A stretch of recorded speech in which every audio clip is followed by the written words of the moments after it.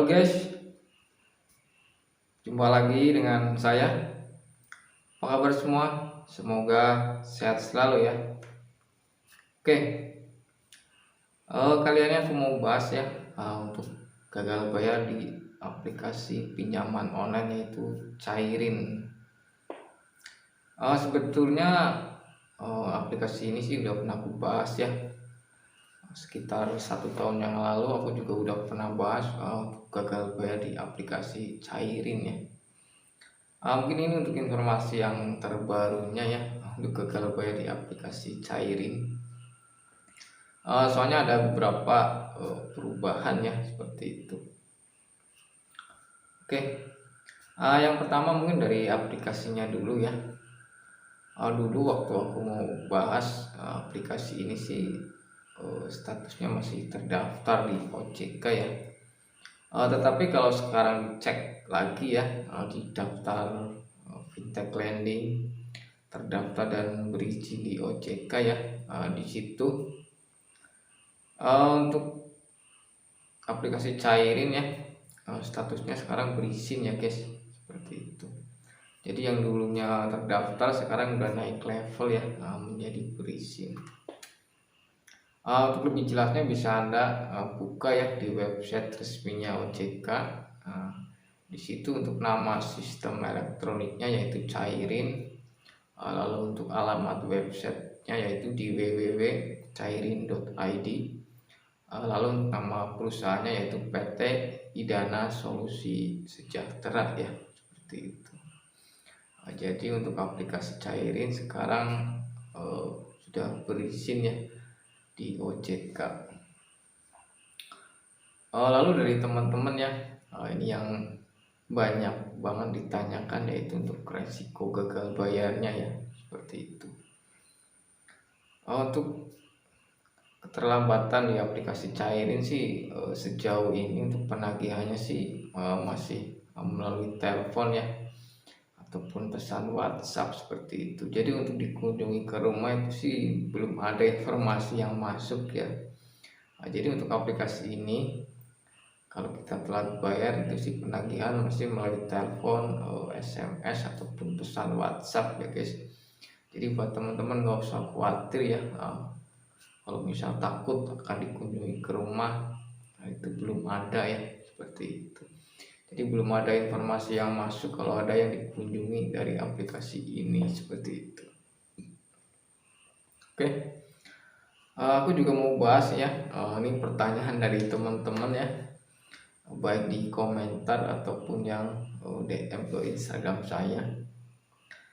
Yang pertanyaannya seperti ini ya, Bang, saya gagal bayar di aplikasi pinjaman online. Tiap hari ditelepon. Ini kira-kira gimana ya kalau saya jual barang-barang di rumah? Soalnya saya takut nggak bisa bayar, seperti itu. Oke, intinya jadi dari beberapa orang ya ada yang menanyakan karena telat bayar, mungkin panik ya atau takut. Soalnya tiap hari diteleponin, ditagih, akhirnya mau jual barang yang di rumah ya, barang-barang di rumah untuk nutup ke pinjol, seperti itu, untuk bayar utang ke pinjol. Justru saya mau bertanya ya, kenapa kok nggak dari dulu aja ya, waktu Anda butuh uang Anda jual barang-barang di rumah, seperti itu. Nggak harus utang ke pinjol kalau ujung-ujungnya sama, Anda jual barang di rumah untuk nutup ke pinjol, seperti itu. Jadi menurut saya kalau Anda jual barang di rumah untuk bayar utang ke pinjol itu kurang efisien kayaknya ya. Jadi menurut saya mending nggak usah ya, seperti itu. Kalau Anda harus jual barang-barang di rumah buat bayar ke pinjol ya, kenapa enggak dari dulu aja waktu Anda butuh uang Anda jual barang di rumah untuk nutupin kebutuhan. Kalau harus mutar-mutar Anda harus minjem ke pinjol, lalu sekarang ujung-ujungnya Anda mau jual barang buat nutup ke pinjol, seperti itu. Yang jelas kalau Anda sekarang telat bayar belum punya uang untuk bayarnya, mending Anda nggak usah panik ya, seperti itu. Mending Anda fokus fokus usaha ya, fokus kerja. Jadi suatu saat Anda punya uang, punya rezeki lebih, baru Anda bayar utangnya, seperti itu. Jadi nggak harus memaksa Anda saat ini untuk jual barang-barang di rumah gitu, ataupun itu motor ataupun peralatan elektronik yang di rumah Anda jual untuk bayar ke pinjol ya, seperti itu. Soalnya Anda saat ini kan nggak mampu ya, nggak ada kemampuan untuk bayar, seperti itu. Jadi Anda nggak usah memaksakan. Kalau Anda jual barang di rumah sama aja itu Anda memaksakan ya. Anda sudah nggak mampu tapi memaksakan Anda harus jual barang di rumah untuk membayar ke pinjol. Kalau Anda merasa sudah tidak mampu ya, mendingan Anda diem. Kalau ditagih jawab aja belum ada dan sedang diusahakan, gitu aja. Jadi Anda nggak usah panik. Anda nggak harus jual barang di rumah buat nutupin ke pinjol, seperti itu. Kalau mau jual barang mendingan dari dulu ya, sebelum Anda minjem ke pinjol. Anda butuh uang, mending Anda dari dulu aja jual barang gitu. Nggak harus minjem ke pinjol terus sekarang bayarnya jual barang-barang yang di rumah buat bayar ke pinjol, seperti itu. Kalau menurut saya mending nggak usah ya untuk jual-jual barang di rumah buat nutup ke pinjol. Mending Anda sekarang fokus ya, fokus usaha, fokus kerja. Suatu saat Anda punya uang, punya rezeki ya, baru Anda bayar, seperti itu. Anda punya uang, Anda ditagih sama pinjol ya, ntar suatu saat Anda bisa negosiasi ya, negosiasi, minta keringanan, seperti itu. Minta keringanannya Anda bayar pokok pinjamannya aja ya, seperti itu. Anda ngobrol sama desainnya, Pak atau Bu, saya mau bayar pokok pinjamannya aja lunas, bisa enggak ya, gitu aja.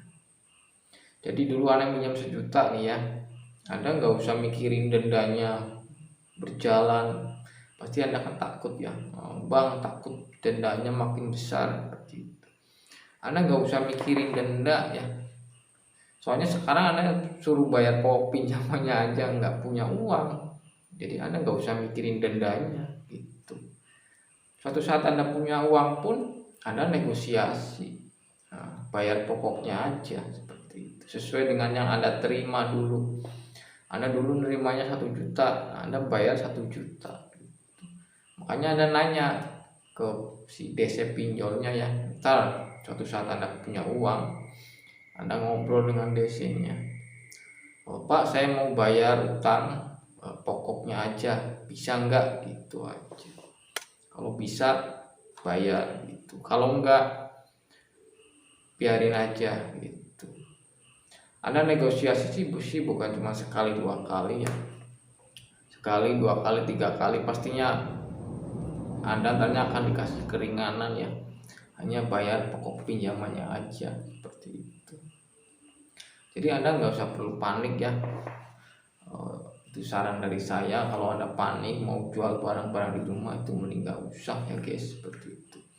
Karena kalau Anda jual-jual barang yang di rumah yang ada ntar malah habis ya, seperti itu. Anda nggak usah panik, pokoknya kalau sekarang belum ada uang, mending Anda fokus ya, diem aja, fokus kerja, fokus usaha kayak gitu. Entah kapan suatu saat Anda punya rezeki lebih, Anda bisa negosiasi untuk bayar pokok pinjamannya aja ya, kayak gitu. Jadi nggak usah mikirin dendanya makin tambah makin besar, nggak usah mikirin dendanya dulu ya.